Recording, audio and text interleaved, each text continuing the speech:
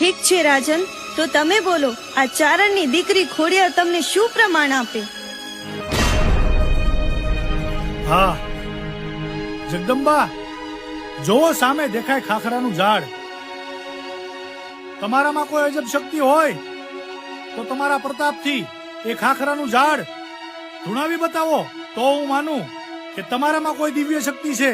તમે જગદંબા પોતે છો અને તમે મામડિયા ચારણના ઘરે અવતાર ધારણ કર્યો છે, તો હું તમારા ચરણોમાં મસ્તક નમાવીશ.